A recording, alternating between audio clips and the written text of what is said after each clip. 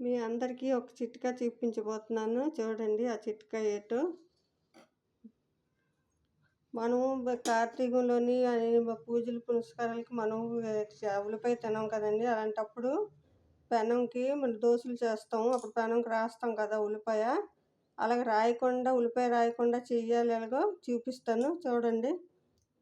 ఇది ఉల్లిపాయ రాయం కదా. ఇప్పుడు వంకాయ ఉన్నది.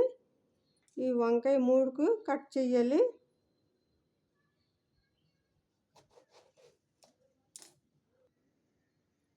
చూడండి ఇప్పుడు వంకాయ కట్ చేసాం కదా. వంకాయ 3కు ఇప్పుడు ఆయిల్లో ముంచుకొని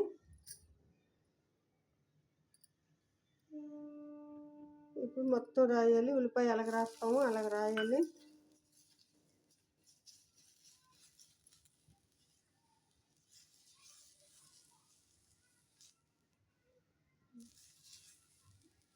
రాసాం కదా. ఇప్పుడు దోశ పోసుకోవాలి.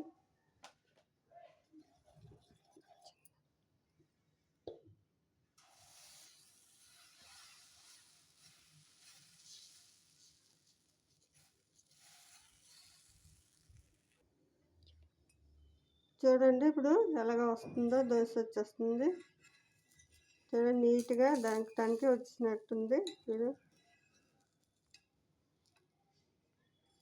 వచ్చింది కదా. ఉల్లిపాయ రాయకుండా వంకాయ ముడుకుతోటి.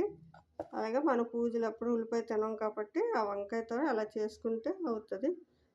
నచ్చినట్టయితే నా ఛానల్ లైక్ చేయండి, సపోర్ట్ చేయండి.